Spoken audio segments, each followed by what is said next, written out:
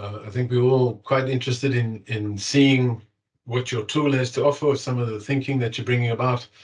There seems to be quite a few people around the world that have joined us, so lovely to have you with us. And thanks once again. All over here, all to you.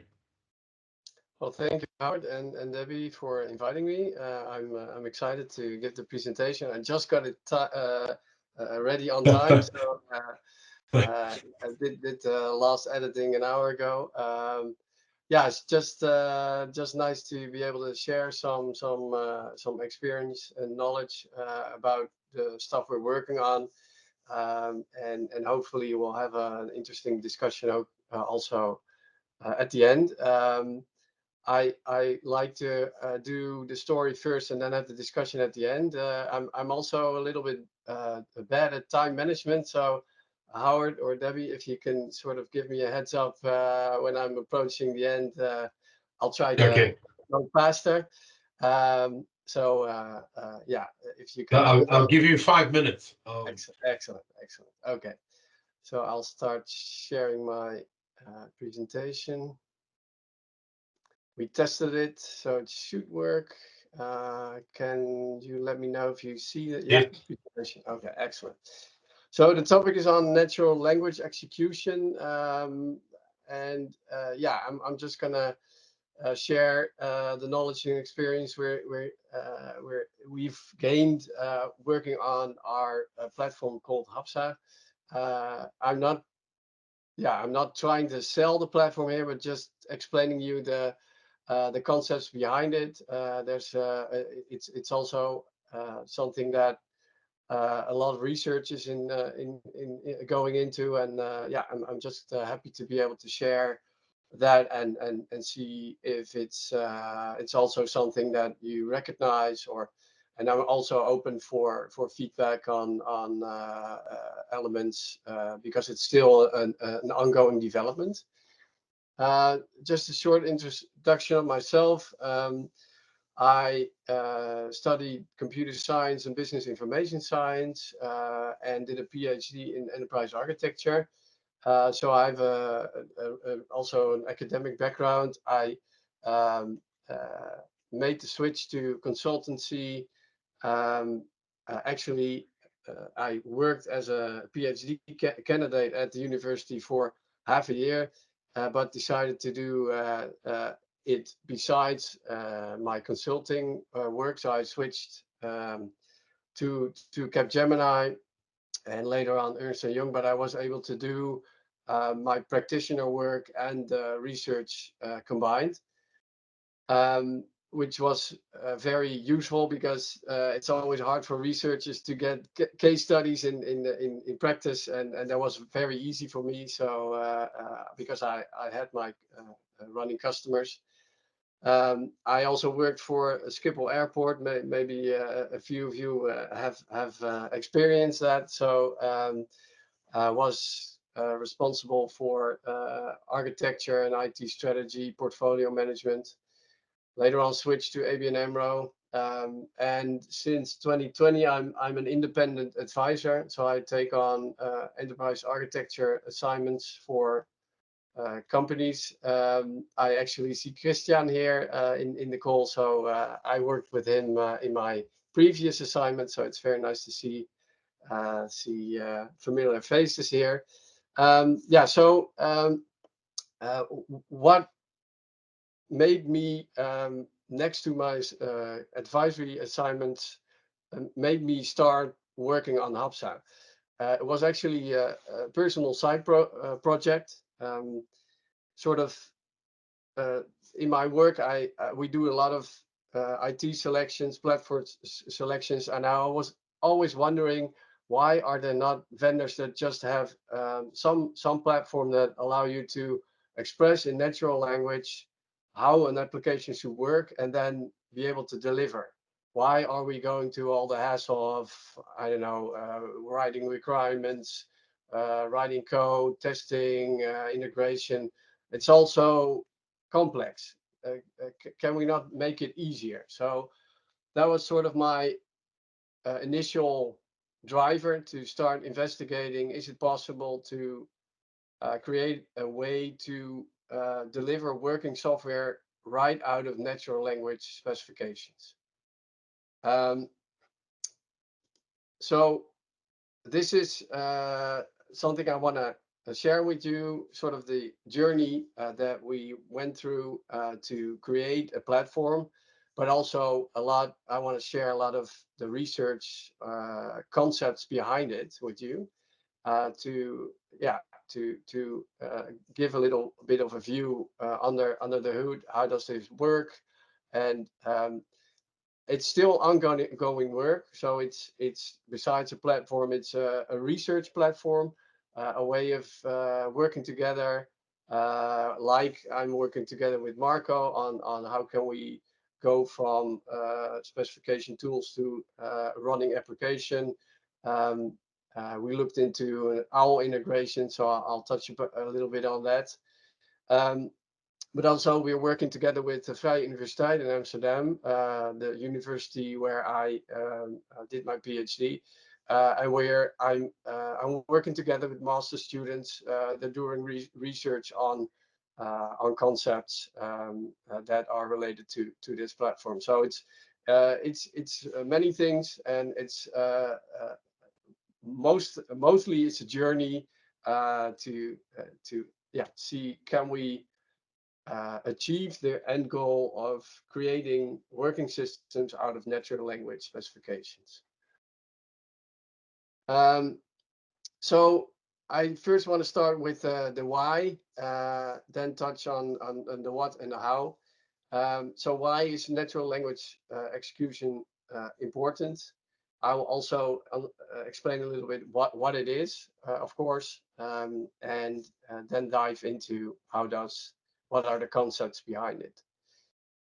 So this didn't go unnoticed. There's a lot of stuff happening in the AI community, of course, with all the, well, we were chatting about it before the presentation, ChatGPT, large language models.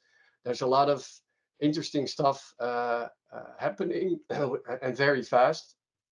And I think many of the positive things are it really allows you to have a natural language interaction with systems. They provide you a tailor-made experience where it's also very impressive how easy you get access to so much knowledge, content, data, what these models provide. So there's a lot of positive happening, but there's also some risks, and Marco already mentioned it. So there's more and more. It's clear that these models are very interesting, but they also have a hard time just doing very basic common sense reasoning.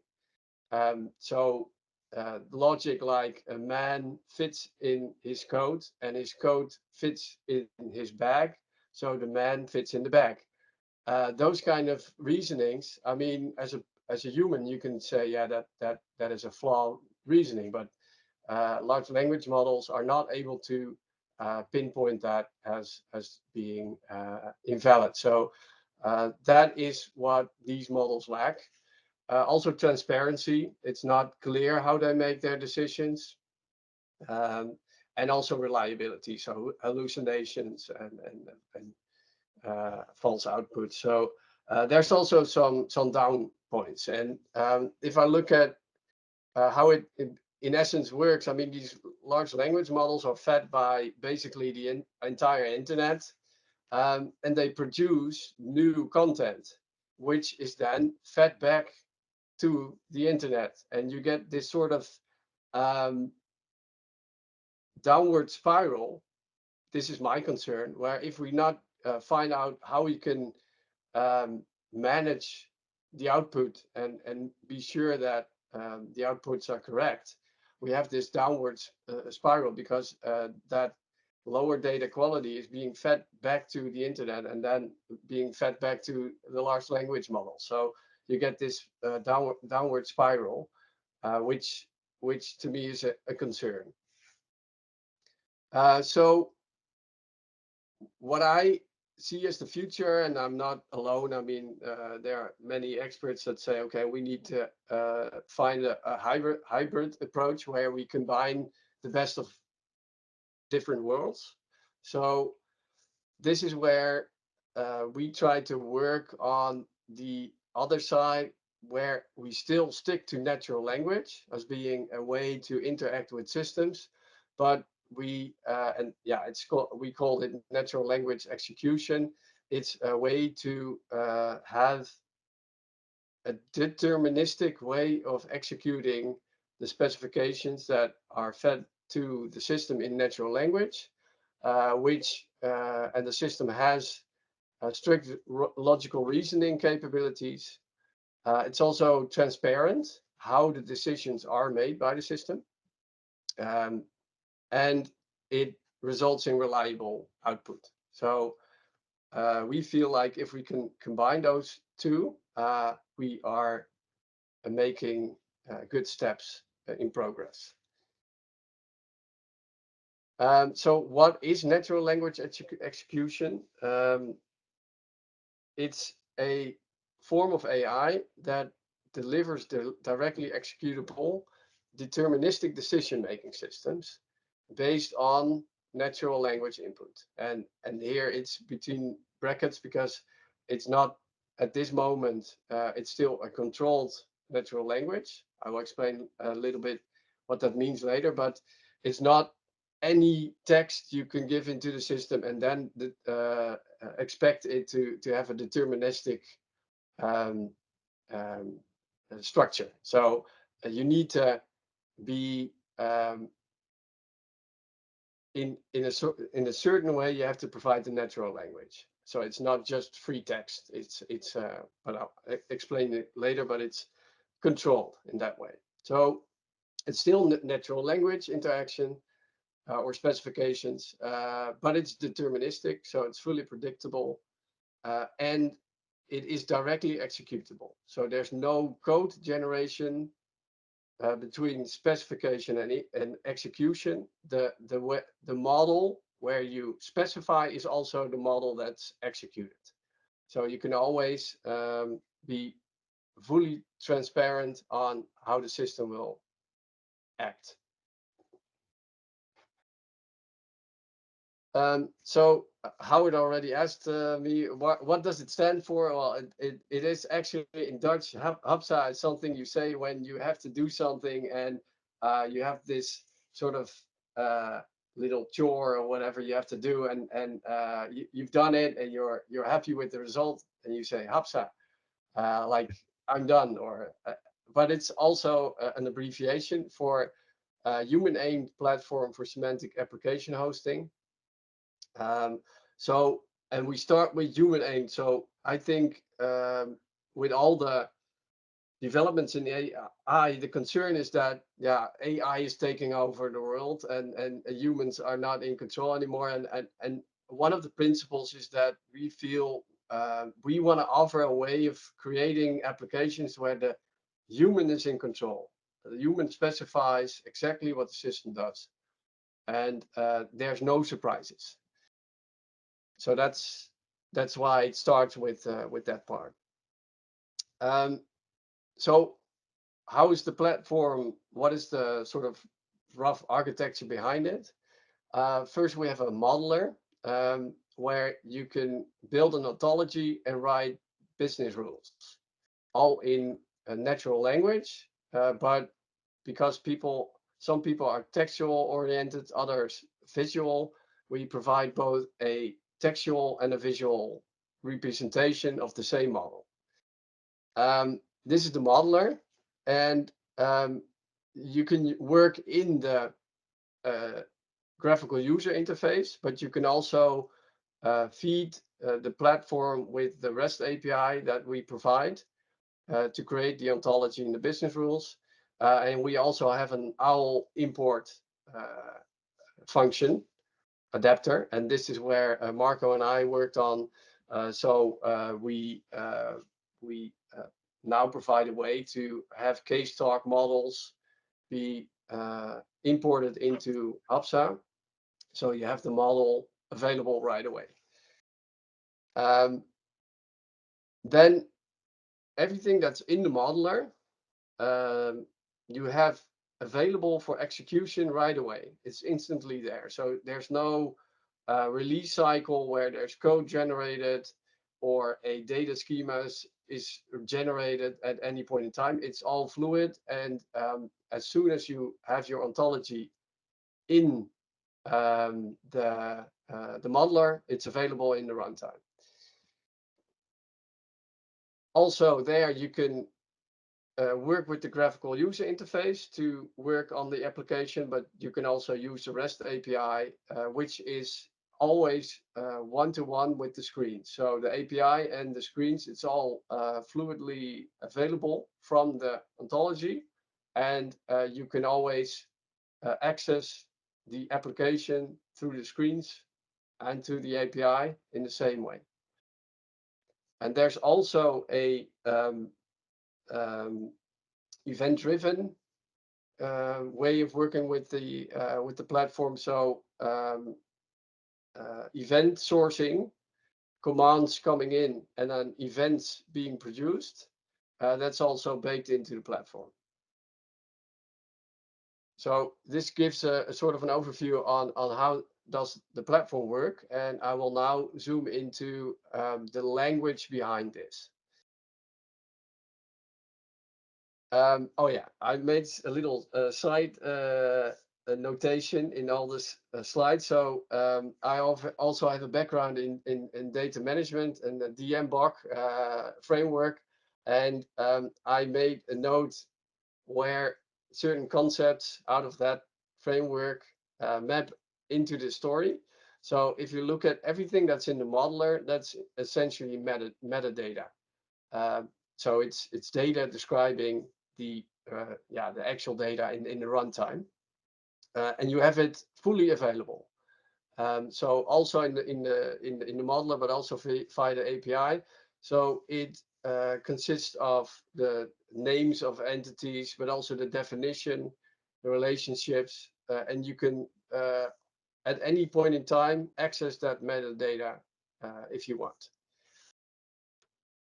So what does the language look like? So we have an ontology part and a business rule part. So I'll start with the ontology, or data schema, if you like, the data modeling part. We built the language out of nouns and verbs. So I'll start with the nouns. The nouns are the things you want to connect through short sentences, triples out of RDF or OWL works the same. So these are the parts that you connect later. And in this sense, we have three types of nouns. Entities, sometimes called classes or something else, but the things that are important in your application. Attributes, sometimes called properties, but the things that characterize the entities. Those are very well known. I mean, this is in many data modeling languages. This is available, and we have one additional thing. It's taken out of domain-driven design methodology. It's called, we call it a descriptor. In data domain-driven design, it's called a value object. But sometimes you want to create composite attributes, which are an immutable unit.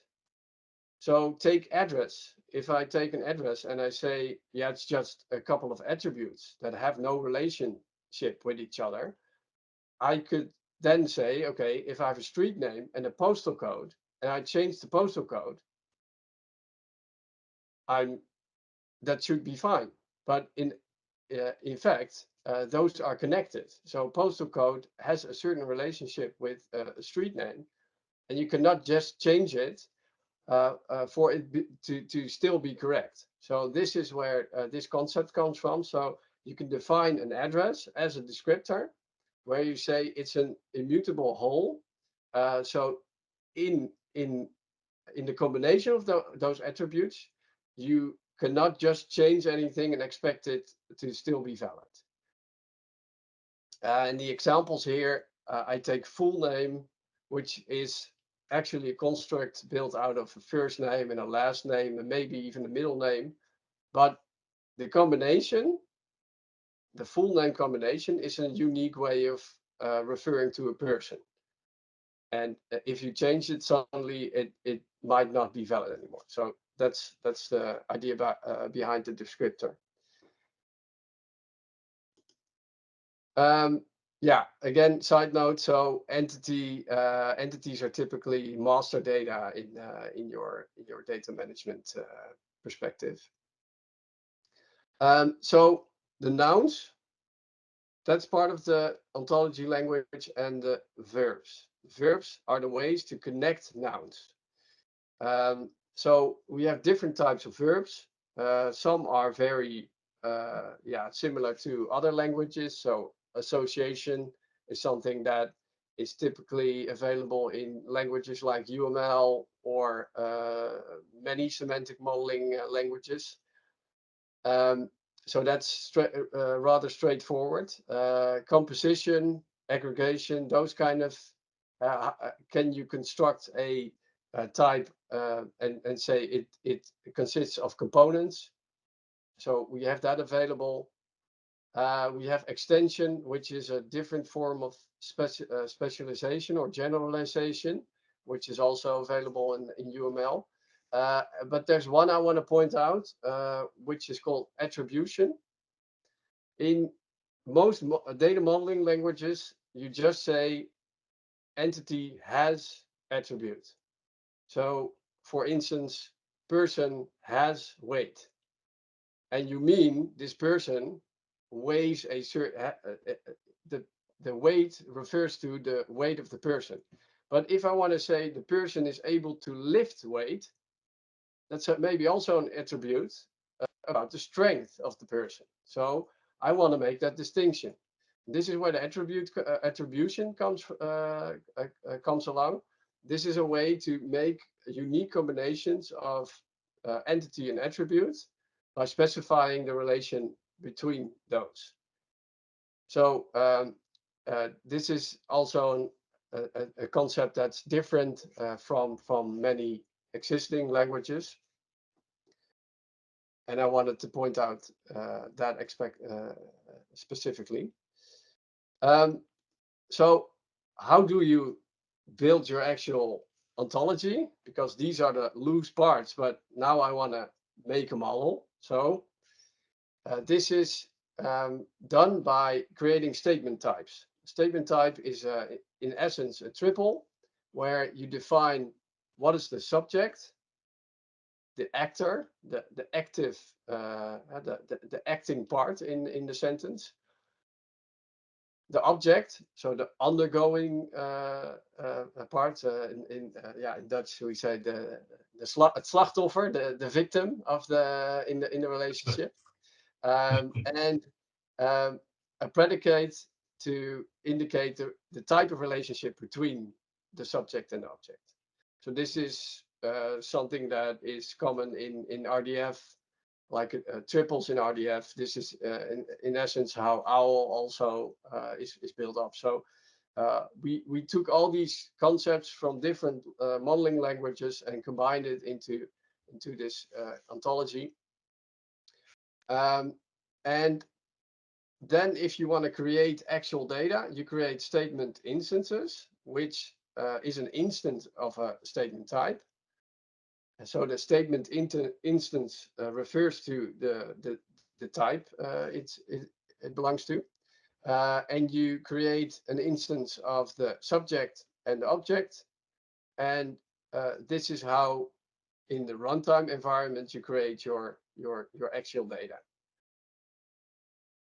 So the metadata, which is on the statement type part, and the actual data in runtime, the statement instance, are always connected. So that's in essence the transactional data. The statement instances represent the transactional data because it's an it's also time-stamped, and it indicates a transaction that has taken place. In this case, a person has received a greeting, which is a transaction you want to persist in your database, in essence. So if you combine this, you can build ontologies. This is a very simple example. It's a kind of a hello world example we use to explain the concepts. But ontologies, as you all know, can become very complex. So in the tool we have some example applications where it's much more than this. But this shows the in essence a very small ontology. In this case, a person that is referred to by its first name can receive greetings that contain a certain message. So that is in if you express it in text, and this is also available in the tool. So next to this graphical view, you can say I want to see it in text, and it's just sentences on a in a view, and you can also see the same. It represents the same ontology. So that's the ontology part, and we also have the business rules part. So the business rules are roughly three things: action rules, constraints, and query rules. The latter I don't touch upon in this presentation because it became too long. I wanted to keep that for later, but I want to dive into the action rules and the constraints. So action rules are the active elements of an application, and they specify what needs to be happen under certain conditions. And they are built out of three parts. When, those are the conditions that specify when the rule should fire. Do certain things, those are just operations, calculations, but they don't actually change data in your runtime environment. It's just a calculation that sort of ends up in nowhere. But you can pick them up in the then part and say, I want to do create new data or change existing data, and you can use the output of those operations in the do part. So this is sort of the general structure of a business rule. So what kind of conditions are we talking about? So when two entities are associated, you can say, okay, I want to have this rule execute, or you can say when a certain entity has a certain attribute. So a person has a certain age, those kind of things, you can have the rule fired. So that's an attribution condition, or an equation where you want to compare things.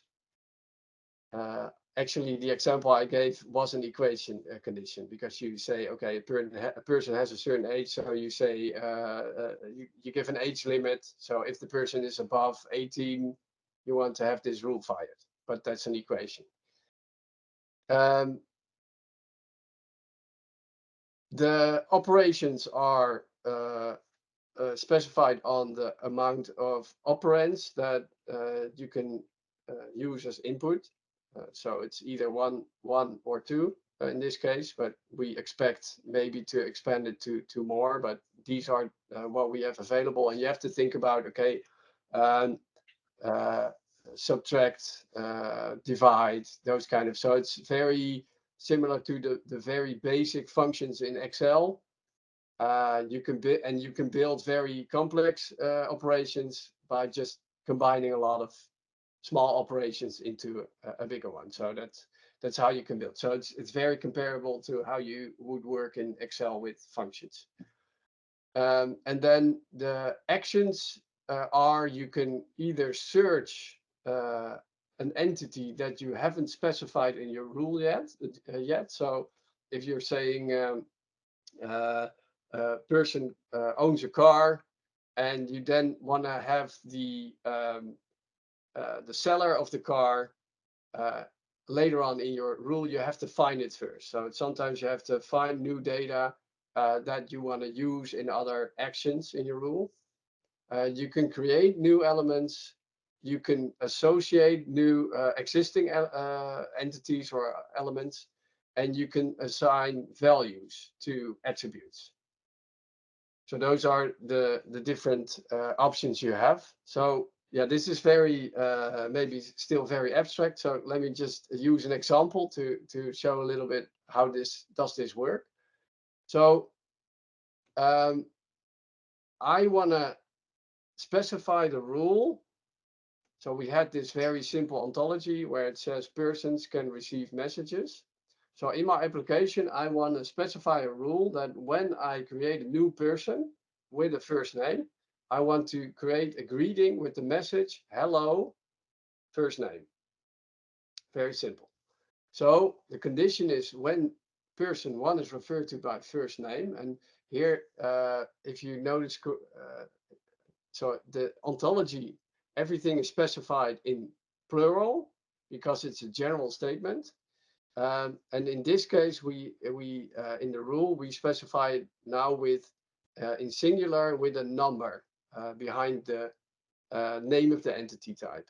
So when person one is referred to by first name, because you can also have rules where you have multiple persons involved. So then you can have person one and two, and maybe they have a relationship, and you want to define something with that. So this is why there's a in singular with a number. So when person one is referred to by first name, we want to create a new greeting,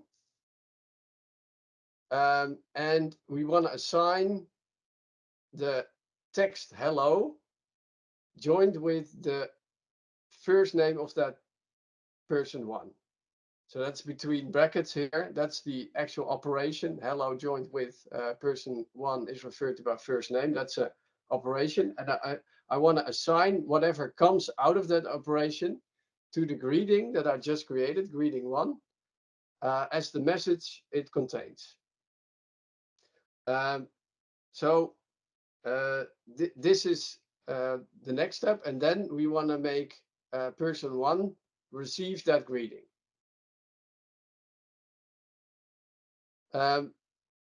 This is still something in the syntax where this is still quite long sentences, and it's not that easy to read yet. So we're one of the topics we're doing at this moment with a master student is trying to create even more readable syntax than this. So this gives a little bit of a idea that it's still ongoing research, and it's the trade-off between having to control the natural language, because we need to have it we need to have it in such a way that it's executable right away. This is the challenge we have. How can you make it readable for a human, but also readable for the machine? The graphical representation of the same rule. So we start with when. So when the combination of person one is referred to by first name exists, so this is the condition, the trigger for the rule to fire, then we do the operation, join that first name with the text hello. We then create the greeting and assign the value that comes out of that operation, that join operation, to the message that is contained by that greeting, and then we make the relationship between the person to the greeting. So this is the same representation of the text I showed on the previous slide.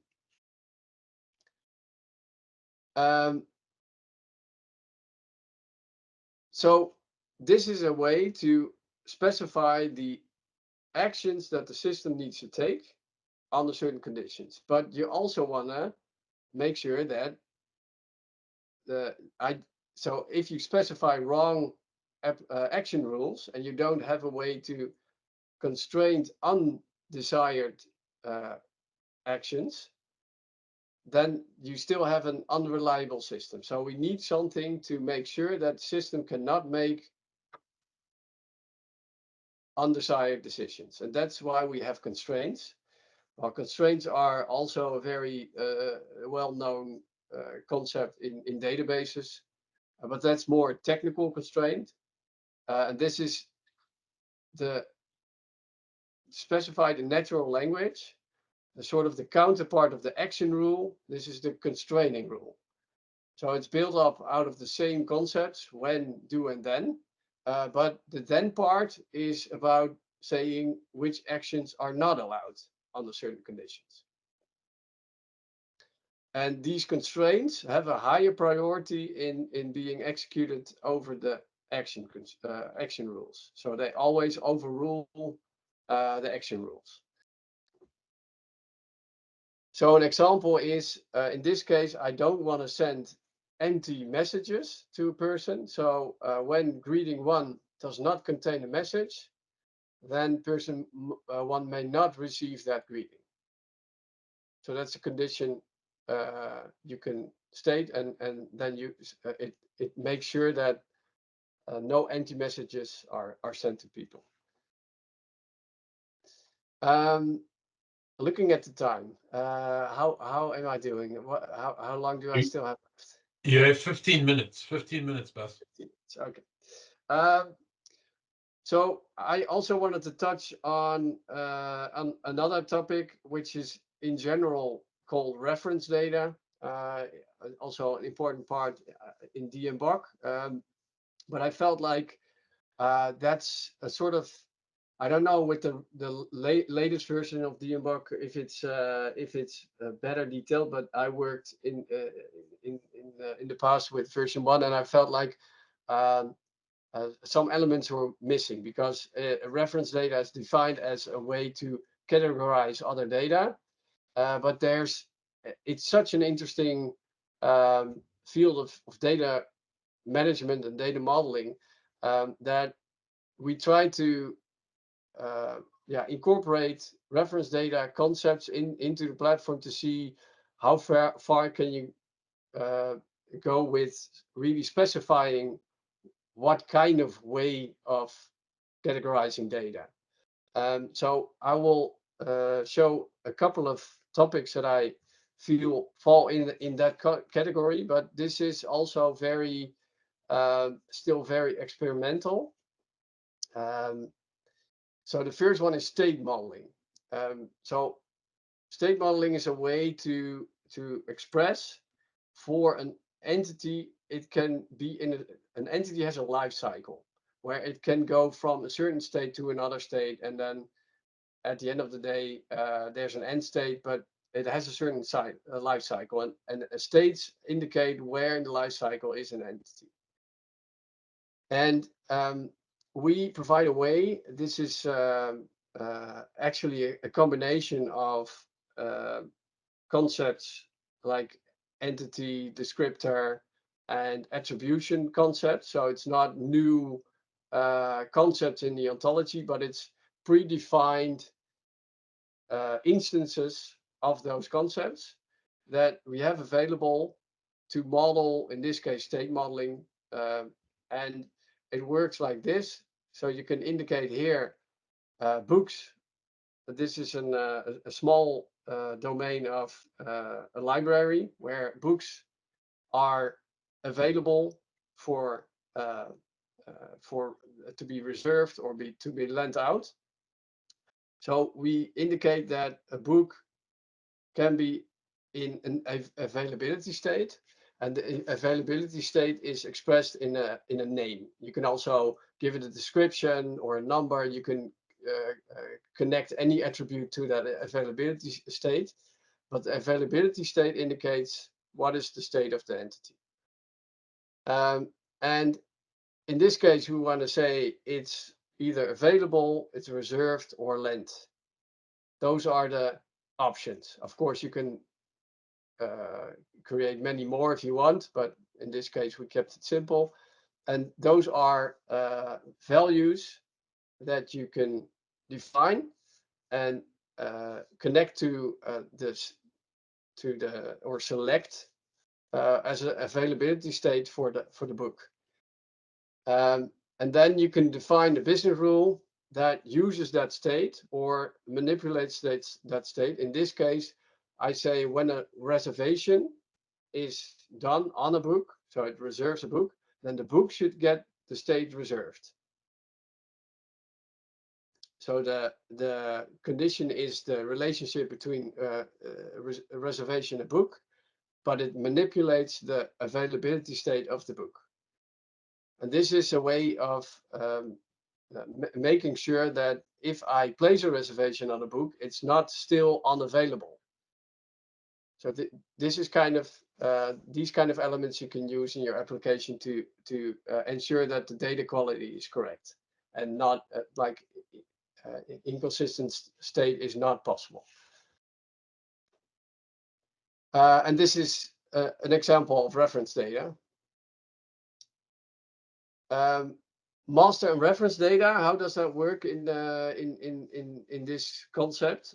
So if I have two separate domains, so I have a book domain and I've got a book domain, and books are in this case master data. So in that domain, I say, okay, and maybe there may be many other things, but this is my master entity in that domain. And it's identified by an ISBN number. So I have this relationship I can use as a standard relationship to indicate that it's a unique identifier. So it means something else than I just say any attribute. No, this is indicating that this book is uniquely identified by that number. And I might have a different application representing another domain that is a reservation. Yeah, typically, I know this example, I mean, typically you combine those probably into one domain, but just for the example, it's a different domain, reservations, maybe even a different application. But you want to, when a reservation is placed, you want to refer to the book that's reserved. So in this case, it refers to that unique number, the ISBN number. And that is reference data that refers to the unique identifier of the master data in the other domain. So this is a way you can, over different applications, ensure the data integrity and you refer to the right instances of data. Another type of reference data that we see is classification. So a classification is a way to arrange items based on their properties or characteristics. So the characteristic of some item determines whether it's of a certain type or not. And an entity can only be member of one type. So in this case, a book, the cover type of the book, it can, in this case, is the options are hard or soft. It cannot be both. So it's either hard or soft. So this is also a type of reference data that we see. And a related topic is categorization, which is a way of categorizing items, but then you define you make the definition of the category, and membership is determined by the definition of the category. So if I change the definition, you suddenly change of category, but an entity cannot suddenly change to a different type. So that's the distinction between classification and categorization. This is all things that also have are elements you can use to build taxonomies and refer to what item is in the taxonomy. But this is a very simple representation of a wide world of taxonomies, and there's a lot of interesting literature on these topics. But yeah, we provide a very simple way to at least be very expressive about classifications, categorizations. And in this case, I have an age category, which I define as, sorry, it has a age from age to age. How do you say? Range. Range, yeah, thank you. And in this case, I say the range from 5 to 12. And if I define the category differently, then suddenly a book can stop being part of that category. So if I change the range of the age here, then the book might suddenly be not appropriate for that age category anymore. 5 minutes, thank you.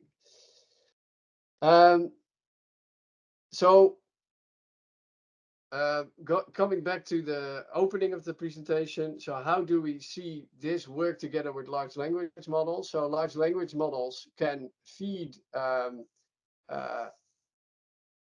can be used to build the ontology and business rules, and Mark already addressed maybe not by themselves, so still the human should be in the lead, but you can use a large language model to help as a sort of a sidekick, help out, answer certain questions. And these large language models, we already tested it, are able to, if you specify the API that you want it to provide the output, so the structure of your API, they're very well capable of providing it in the way that we expose it through our API. And it helps you build the ontology and business rules. And I've seen other similar platforms also already use this. So this is something that we feel can really help in speeding up the process of building an ontology and business rules in this language. And then because it's a deterministic system that also delivers high data quality, and also provide constraints, it can sort of in the feedback loop can be a way of safeguarding, or Tony Seal had an interesting term about it, but I forgot it. It's to constrain a large language model in prevent it from creating hallucinations or those kind of things. So we feel this combination could very well work.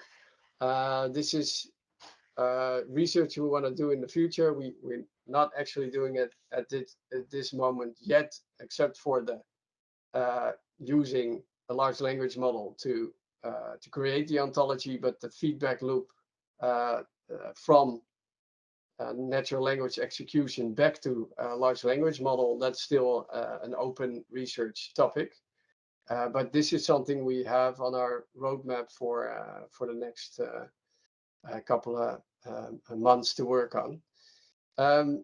So this is where we see the combination of the two different forms of AI.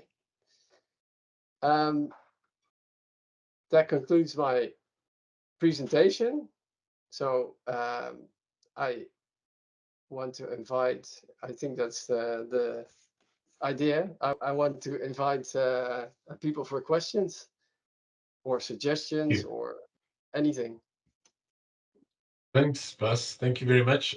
So let me just try to, if the people who would like to ask questions, please can you raise your hand, and then I will really just control the people asking the questions. Marco Woben's got his hand up first. Thanks, Marco. Sure. I have a question. Thanks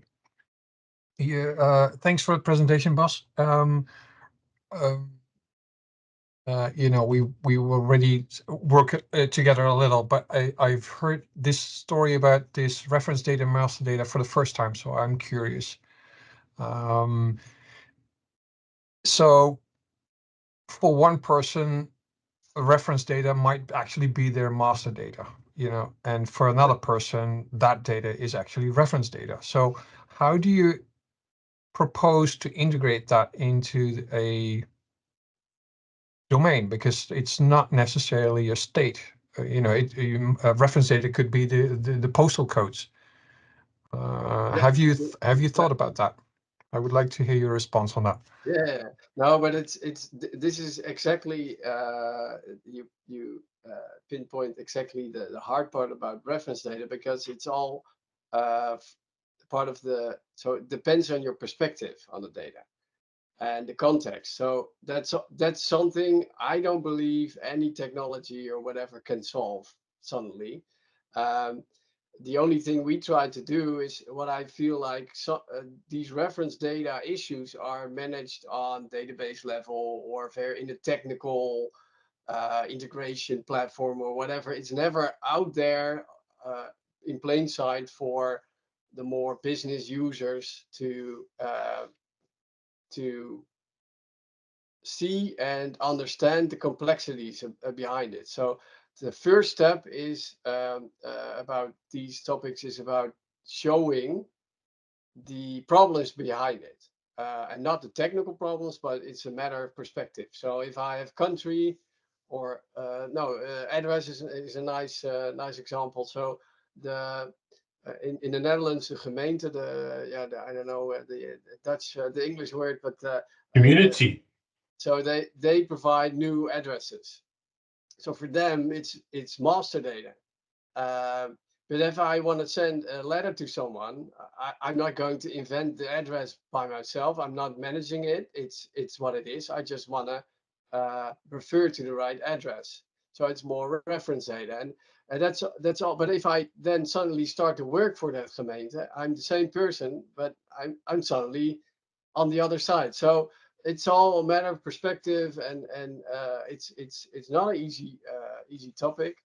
And we're trying to, this is why I said it's still in early development. We're trying to just start with, if we make those concepts available in our ontology way of building ontologies and defining rules and express it specifically, what will happen with understanding the context and the difficulties behind this topic. So it is actually something I'm hoping some student would say, okay, I want to do research on that, but it's not a very sexy topic, so it's hard to get people motivated to dive into that.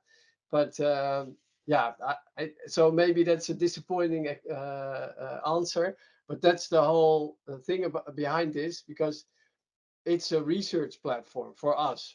HAPSAH is not something that's done and works perfectly and we solved everything.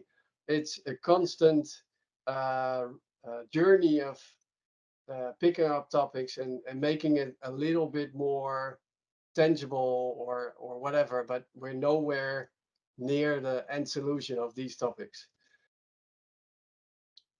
So maybe not the answer you were waiting for, but yeah. Now, Marco, maybe I can add something there. The way we try to explain it to people in sort of teaching the DMBOK is that your reference data, a lot of the times the primary use of it, internal use, would be that of categorization, almost classification. And then when the data comes from an external party, that means that you're not authoring, then that becomes that master data, for example, when ISO sets up all the countries, if you're not mastering it, then it becomes your reference data.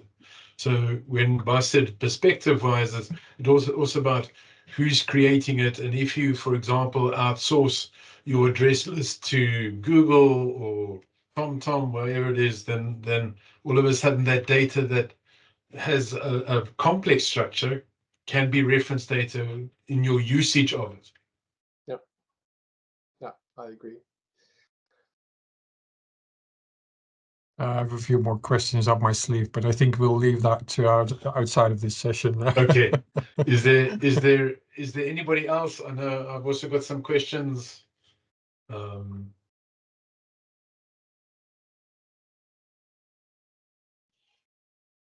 But I wonder if I could ask a question, Niels. The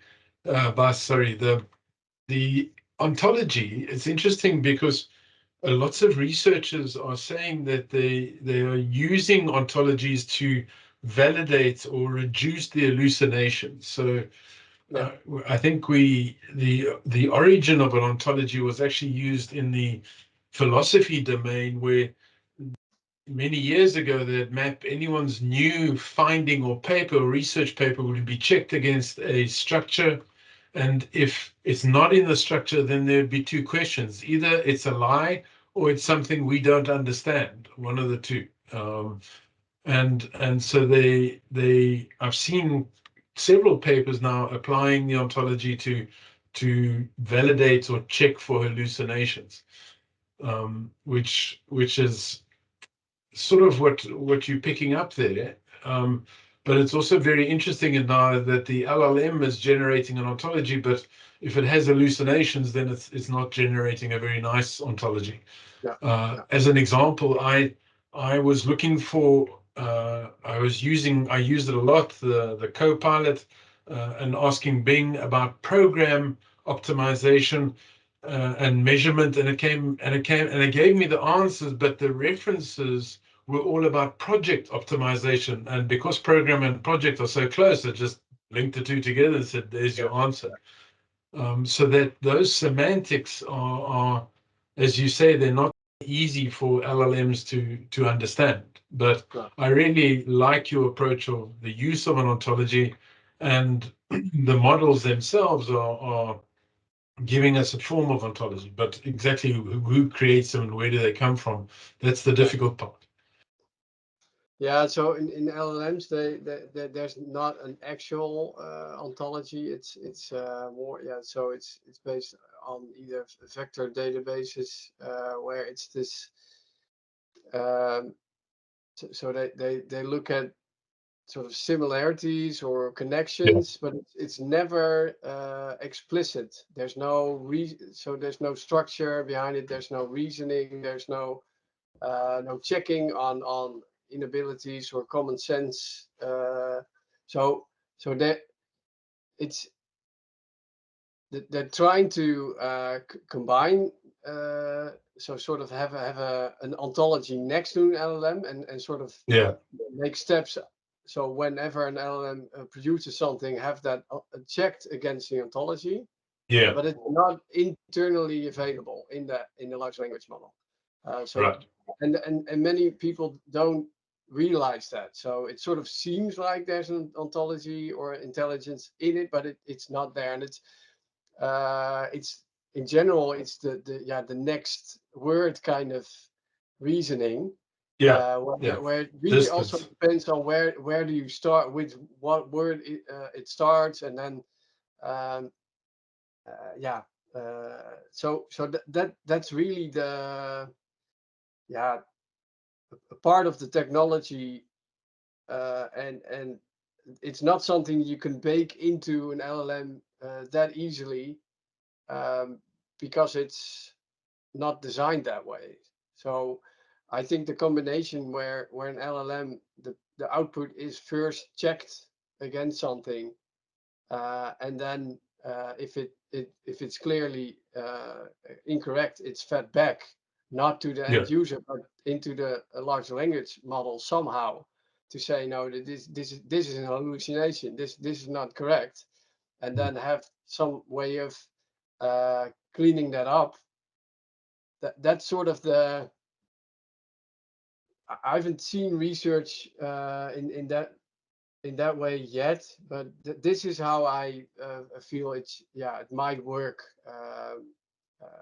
I'll share a paper. I'll share a few papers with you, because I've also been looking at a similar type of thing in terms of the use of ontology to validate the output or the quality. And I was very interested that the LLM can generate an ontology, and I suppose it's a case of, well, if it can generate it, then maybe it should be checking itself using that ontology, but that's for things to happen. It can generate an ontology, but it's not actually in the it's not the ontology Right. in the LLM. Right, that's validating. Yeah. So and that is also one of the you have to realize that it's not there, and not every user is aware of how it works and what can you expect. And there's also like I forgot the term, the chain of thought, or so you can ask what was your reasoning. Give output. It's not. There's something happening with the sound, I think. Yes, I think someone had their speaker on, so it's now sorted out. It's not a deterministic model in there, so it sort of tries to backtrack how it came to its output, but it's not a reliable inspection of the process, right. Because it's just basically it's not available because it's I mean, the great example that I found is trying to get a definition of data management from an LLM, and it tries to put the states in there, but it skips out the plan and design as the DMBOK defines it. So it goes straight into create, obtain, use, and that. And from my understanding, that's a lot of what Microsoft and a lot of people talk about when it's data management. So a lot of that distance or statistical relationships is defined by the amount of papers or discussions that treat it in such a way.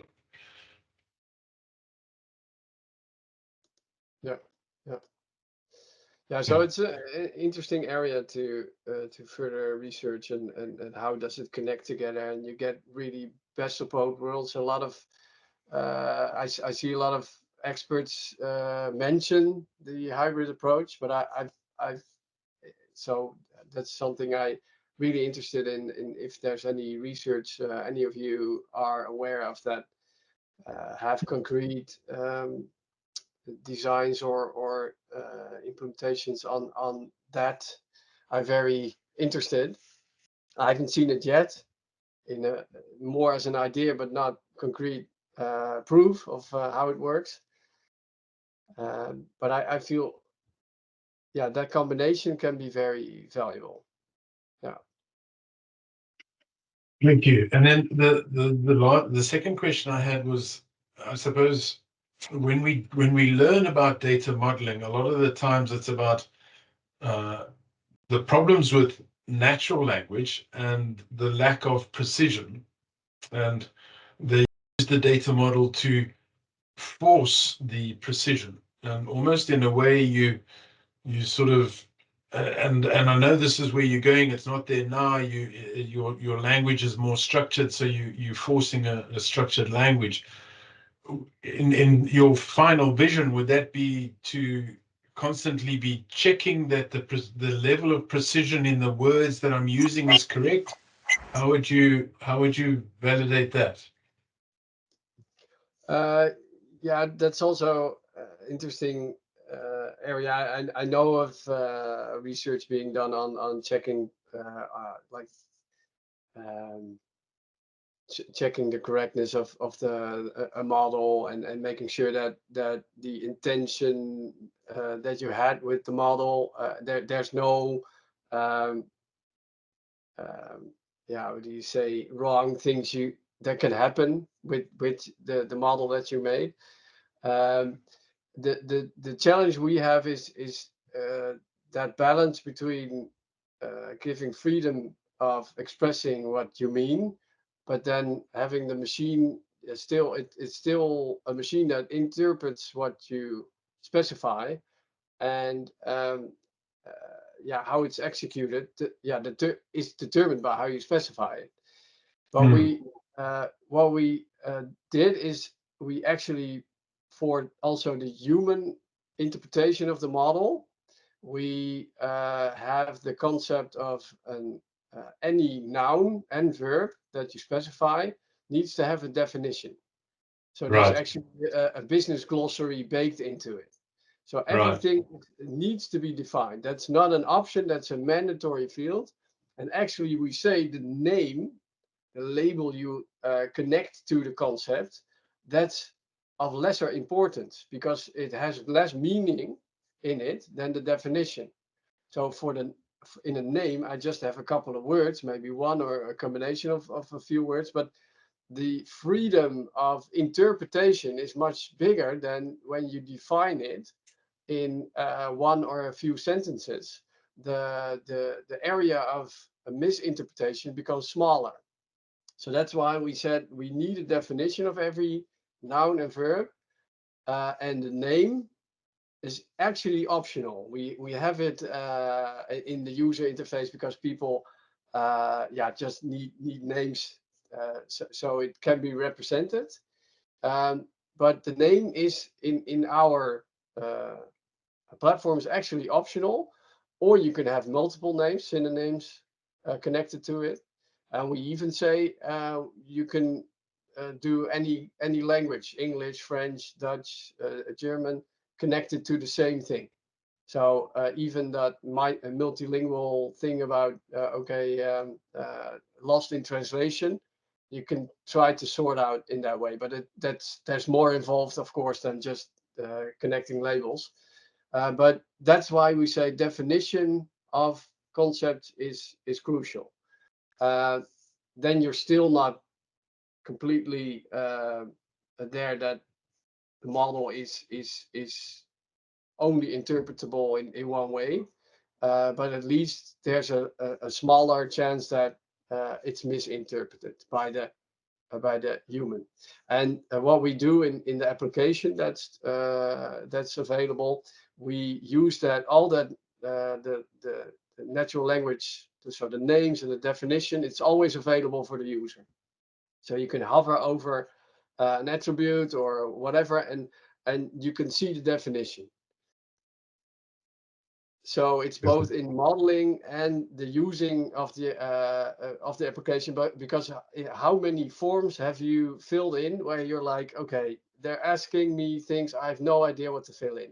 I just fill in something and see if I can cheat the system and make the submit button work. But what does that do with your data quality? It's not very high. So our philosophy is be as expressive about the meaning of things, both in modeling the application as using the application. Yeah. Thank you. Any other questions?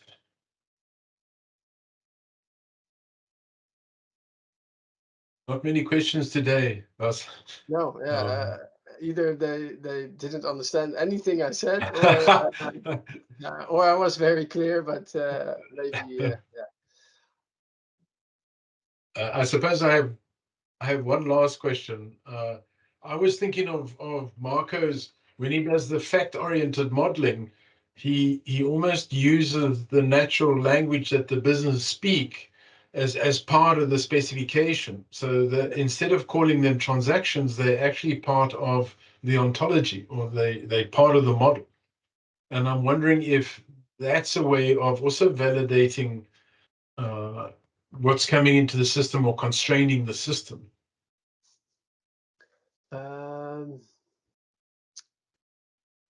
I'm not sure if I understood your question. Okay. Exactly. So when Marco, please correct me if I'm wrong, but basically, as you're doing the fact-oriented modeling, Marco sits with the business people, and basically they tell him what happens during their day.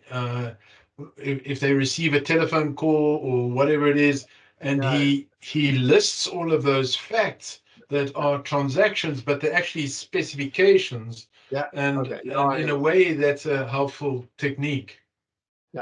Yeah, this is definitely something I really like about the fact-based modeling, because you take concrete examples and then Yes.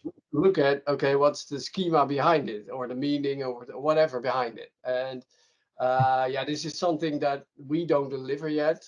So that's why I see also the added value of connecting Case Talk, because it focuses, I think, on more on a certain part where we focus more on, okay, when you have a model, at least express it in a readable way, and make the switch from modeling to testing and running very short. So there's no, oh, I have to wait 2 months for a developer to create something and it shows it on the screen. I can instantly say this is not what I meant. And Case Talk is much more earlier I think in the life cycle, where it's still so investigating a domain and using that fact-based approach. Okay, show me your concrete things you do during the day, and from there investigate the domain. And this is not something, it's very valuable, but it's not something that we want to target on, because it's already covered. And we're not looking to create something that's already there and does a good job, because yeah, that's where a Case Talk and those kind of tools come into place. And but we did, so that's the nice thing, we did do that integration from, okay, when you have a Case Talk model, can we get it into HAPSAH? And that went quite easily, because we did use the concepts behind the language, or the methodology, or whatever you want to call it, to have those elements available in the ontology in HAPSAH. So yeah, that integration went quite, yeah, the OWL specification was not our friend, but the concept behind it, that was a good fit. Yeah. Yeah, so Case Talk really indeed focuses more on how to facilitate and capture the actual business knowledge in their own language. And, that could be Spanish, French, or English, that doesn't matter. And it's not aiming to be executable in that respect. It's more trying to capture it as rich as possible, and then generating all kinds of RT artifacts out of that. And one of them was I already had the OWL RDF output out of it. So when I talked with Bas, he's like, wait a minute, we can make this work. So once you actually have a modeling session finished, you could actually upload the output of that and see what it would run like with HAPSAH. So immediately they see the added value of we documented what we know and how we handle our data. And looking at a website, it's actually, we can actually run it and we can maintain data in there. So that was really the added value. Fantastic. Marco, you said you had a few more questions, maybe one or two. I don't see any other hands coming up. Well, that's, those were triggered because of the reference data. Because, we speak of reference data as, yeah, that's coming from an external provider, with postal codes or a country or ISO code or God knows what. But if it's just one application and we have different roles in the application, I could edit the data and say, well, this is the categories that you can from now on use in this application, and other users cannot maintain that list. Then you already have master data, reference data in one application. So from my point of view, there really is not a distinction when it comes to the facts that need to be in place. Yeah. Now, on a data management level, that's an entirely different story, because you would obviously, most cases, get it from an external party. But as soon as you have it in one application, your same model can document what is the master data as what is reference data, and then it becomes a permission issue. So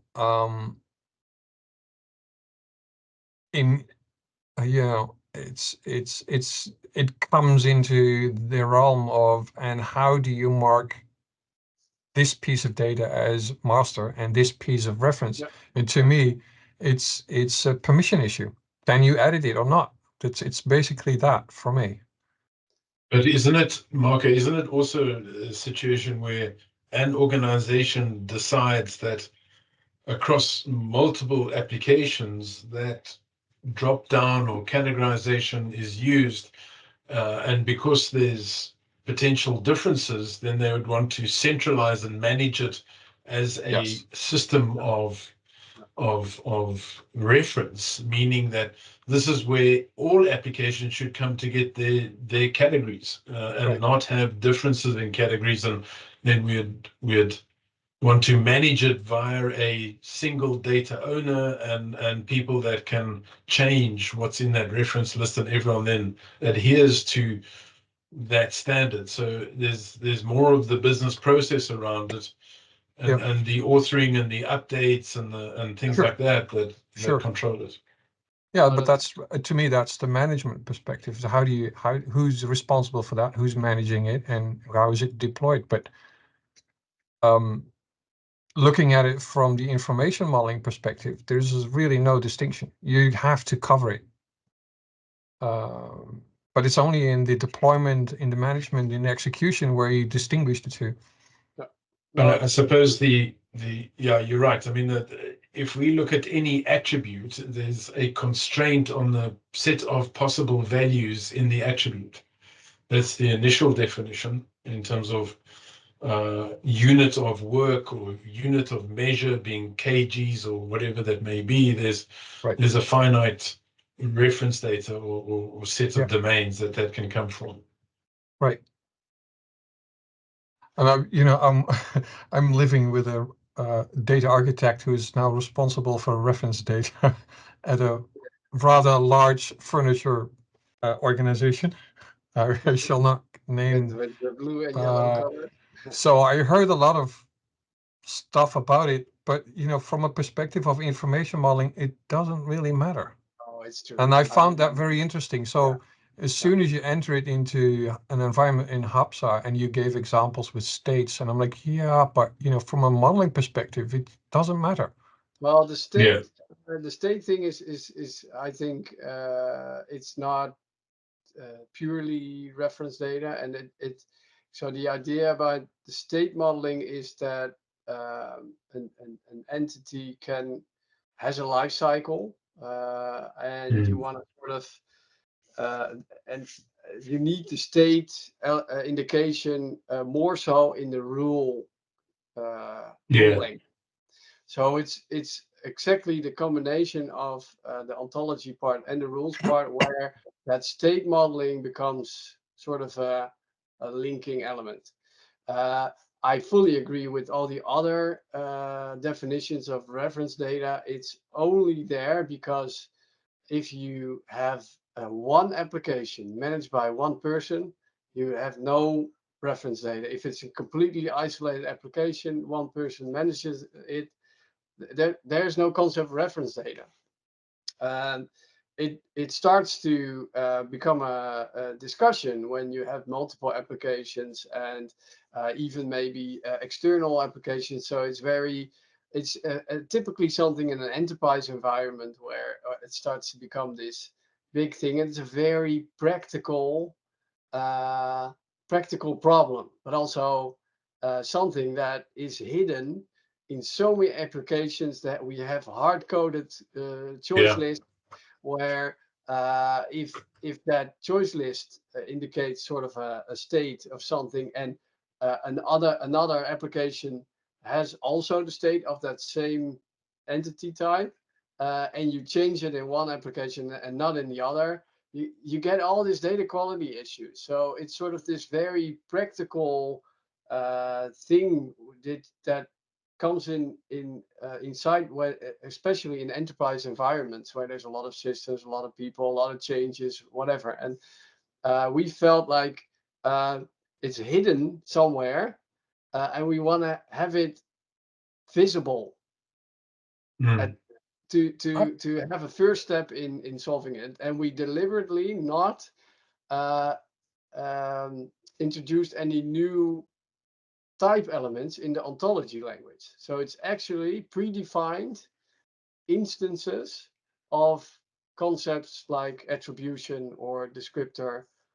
So we did not create any things in the ontology language, but it's a predefined thing in the modeler environment, exactly because of the reason you mentioned. Like, in theory, it's not existing in your model. So this is sort of the thought process we had. And I actually was very against introducing it in the beginning, but yeah, I see it in my day-to-day work at big companies as an enterprise architect. It's every time it's this practical thing that pops up, and how do you manage it if it's not visible? That's the first thing. I have one more question. Do we have time? We do have time, unless if Bas got time, we do have time. But for the others, if they'd like to stay, but Marco, we can have a meeting about this for hours somewhere later. So, but one last question is good. One last question. Are you serious? Because I might have a short question, but a long answer. I'm not convinced that entities have a life cycle. And I see you go, what is this? So states is this order, is this product ordered, is it shipped, is it paid, and all of that. But that's all derived information based on other facts. I don't think an order actually has state values. So I'm a little apprehensive when you say that you need state to facilitate the rule engine. Because to me, the actual state is a lot of derivable information based on other data. Oh, that's true. But that's not so yes, but the state indicates a condition. Yeah. Right. So the state change is a trigger that is the condition in the rule language. So and I fully agree, it's not the state change is always triggered by something else. Or you can derive it from something. So it's never there's always something that externally happens with an entity that makes the state change. But yeah, in the rule language, because it's based on conditions, and it's very simple. You have to, it's either true or not. So if you define something, an entity is in certain state, then you that is actually the condition for triggering the rule. But from a pure information modeling perspective, I agree, it's not something you typically would expect in a pure information model. But because we have that combination, it's something we found out we needed to make the system work. I think I the thing I like, it's a good illustration of the difference between case talk and the methodology behind it, and the purpose of information modeling, and what we try to do with natural language execution, because the execution needs that element, where if you just say no, it's natural language based information modeling, then you don't need it. So that's I think the distinction, for me at least, that I see. What I've also found. Technically, you didn't ask a question, but I answered it anyway. That's We good. can have a long debate about this later on. I think the time is up. Fantastic. Thanks everybody. Bas, thank you very much.